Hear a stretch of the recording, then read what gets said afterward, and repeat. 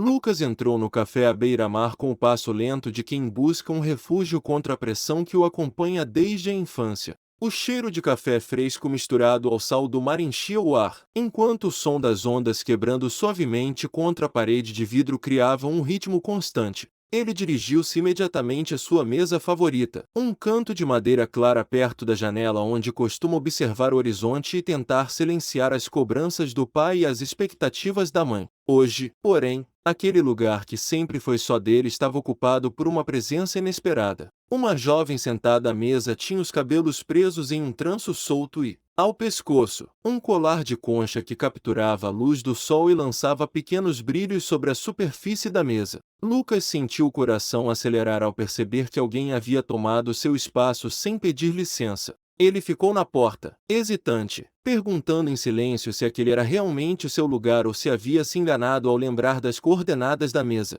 A jovem levantou o olhar e, com um sorriso que não chegou totalmente aos olhos, disse que esperava por alguém há algum tempo. Lucas, ainda de pé, perguntou se ela sabia que aquela mesa era habitualmente ocupada por ele. Ela respondeu que tinha ouvido falar da lenda da mesa e que decidiu verificar se era verdade. Lucas, surpreso, comentou que nunca havia visto ela ali antes e que talvez ela não estivesse olhando nos dias certos. A jovem replicou que talvez hoje fosse um dia especial e que estava curiosa para saber o que o fazia fugir daquele lugar. Lucas, surpreso pela pergunta direta, admitiu que vinha ao café para escapar das exigências do pai, dos olhares julgadores da mãe e da pressão de ser sempre o filho exemplar. Ela, então, perguntou o que ele estava fugindo, afirmando que podia ler isso no seu rosto e na forma como ele hesitou na porta. Lucas sentiu um aperto no peito, pois raramente alguém havia notado tanto seu desconforto. Ele respondeu que estava tentando encontrar um momento de paz diante do peso das expectativas familiares que o faziam evitar confrontos e escolhas pessoais. A jovem, chamada Júlia, disse que compreendia aquele desejo de refúgio e que, talvez, pudesse compartilhar aquele silêncio com ele. Lucas, ainda de pé, decidiu sentar-se ao seu lado, embora ainda estivesse incerto sobre o que aquilo significava. O som das ondas continuava de fundo, agora parecendo marcar o tempo de uma conversa que estava apenas começando. Lucas descreveu como, desde criança, seu pai havia traçado um caminho rígido para ele, esperando que ele seguisse os passos do negócio familiar de pesca e que nunca questionasse as decisões tomadas pela família. Sua mãe, por sua vez, reforçava a ideia de que a lealdade ao nome era mais importante que qualquer desejo pessoal, fazendo com que ele aprendesse a engolir suas próprias vontades para não decepcionar ninguém. Ele contou que, sempre que tentava expressar uma opinião diferente, era recebido com silêncios pesados ou com lembranças de que o futuro da família dependia de sua obediência. Essa história de sacrifício silencioso o levou a desenvolver o hábito de evitar qualquer situação que pudesse gerar conflito, preferindo ficar em lugares onde pudesse observar o mundo sem ser visto. O café à beira-mar tornou-se esse santuário, onde o som das ondas lhe lembrava que existia algo maior do que as exigências domésticas. Júlia, ao ouvir esse relato, inclinou levemente a cabeça e disse que também conhecia o peso de um legado que parecia determinar cada passo. Ela revelou que seu próprio pai havia sido um pescador respeitado na região, mas que havia perdido tudo após um acordo que lhe pareceu justo inicialmente. Lucas, surpreso, perguntou o que havia acontecido com o pai dela, e Júlia começou a falar com a voz baixa, como se cada palavra fosse um peso que ela carregava há muito tempo. Ela explicou que o pai de Lucas havia comprado as terras onde o pai de Júlia costumava pescar, prometendo um pagamento justo e um futuro estável para ambas as famílias. Porém, após a assinatura do contrato, o pagamento nunca chegou e o barco de pesca da família de Júlia foi sabotado, deixando-o inútil e sem condições de sair para o mar. Sem o barco e sem as terras, o pai de Júlia não conseguiu sustentar a família, e eles foram obrigados a vender o pouco que restava e a se mudar para longe da costa. Júlia contou que, desde aquele dia, sua família viveu com a sensação de ter sido enganada e de que o nome da família de Lucas estivesse associado a essa perda. Ela acrescentou que, apesar da dor, nunca havia desejado vingança, mas sim entender se alguém da nova geração poderia romper aquele ciclo de ressentimento. Lucas sentiu o estômago se contrair ao perceber que o legado de seu pai tinha causado danos reais a outra família. Ele tentou falar, mas as palavras ficaram presas na garganta, pois a realidade era muito mais dura do que as histórias que ele havia ouvido em casa.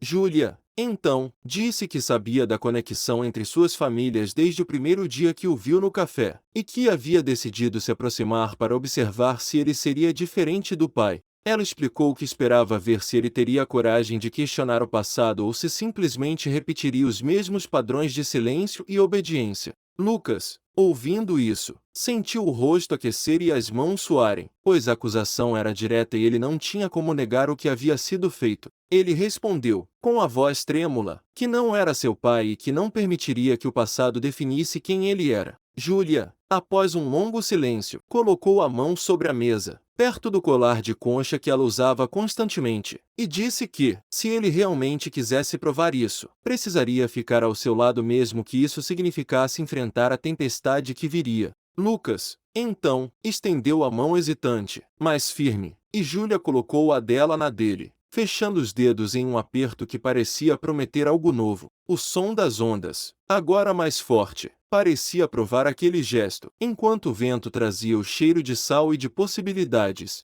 Depois daquele encontro na praia, Lucas voltou para casa com a mente confusa e o coração acelerado. Ele passou a noite revisando cada conversa que já havia tido com seu pai, tentando lembrar de momentos em que o assunto das terras ou do barco tivesse sido mencionado. Na manhã seguinte, decidiu ir até a oficina do pai, onde ele costumava consertar redes e organizar os equipamentos de pesca, na esperança de conversar antes que o dia de trabalho começasse. O pai de Lucas estava consertando uma rede grande, suas mãos marcadas por anos de trabalho com linhas e nós. Quando Lucas se aproximou e pediu para falar em particular, o pai, sem levantar o olhar, perguntou o que havia de tão importante que não pudesse ser dito diante dos outros. Lucas, engolindo em seco, disse que precisava entender melhor a história das terras que o pai havia adquirido anos atrás e se havia algum acordo que não tivesse sido cumprido. O pai, finalmente, olhou para o filho e respondeu, com tom seco, que aquele negócio tinha sido justo e que a família de Júlia tinha recebido o que foi combinado. Lucas, então, contou o que Júlia lhe havia dito, que o pagamento nunca chegou e que o barco tinha sido sabotado. O pai ficou em silêncio por alguns segundos. Depois respondeu que nunca tinha ouvido falar de sabotagem e que, se algo tivesse acontecido, teria sido um azar infeliz, não uma intenção. Lucas sentiu a frustração subir, pois percebia que o pai estava evitando assumir qualquer responsabilidade. Ele então perguntou, diretamente, se o pai tinha alguma culpa no que aconteceu com a família de Júlia. O pai, levantando os olhos pela primeira vez, disse que não ia ficar discutindo suposições baseadas em rumores e que o filho deveria se concentrar em seu próprio futuro na empresa familiar. Lucas, então, disse que não queria mais seguir um caminho que fosse construído sobre injustiças e que, se precisasse escolher entre a lealdade ao nome e o fazer o que era certo, ele escolheria a segunda opção. O pai, surpreso, perguntou se Lucas estava ameaçando deixar o negócio. Lucas respondeu que não estava ameaçando, mas sim declarando que iria viver de acordo com seus próprios valores, mesmo que isso significasse afastar-se das expectativas que tinham sido impostas a ele desde criança. O pai, então, ficou em silêncio, o olhar perdido na rede que estava consertando, enquanto Lucas virou as costas e saiu da oficina, sentindo o peso de cada passo como se fosse uma libertação.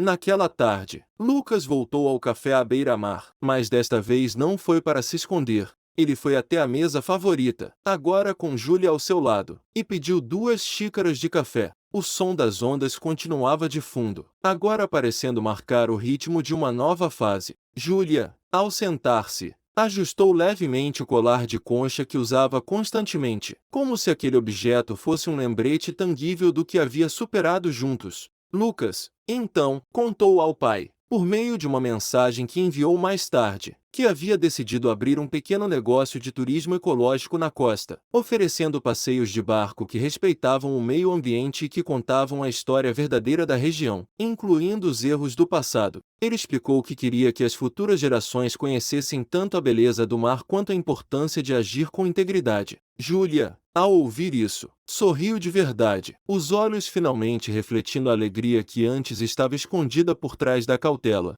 Ela disse que apoiaria aquela decisão e que estaria ao lado dele em cada passo, seja nos preparativos dos passeios, seja nos momentos de descanso diante do mar. Lucas, então, olhou para o horizonte e viu as ondas se quebrando em ritmo constante, lembrando que, apesar da força do mar, era possível navegar com propósito e direção. Ele sentiu, pela primeira vez em muito tempo, que o peso que carregava não era mais uma carga que o aprisionava, mas uma força que o impulsionava a seguir em frente.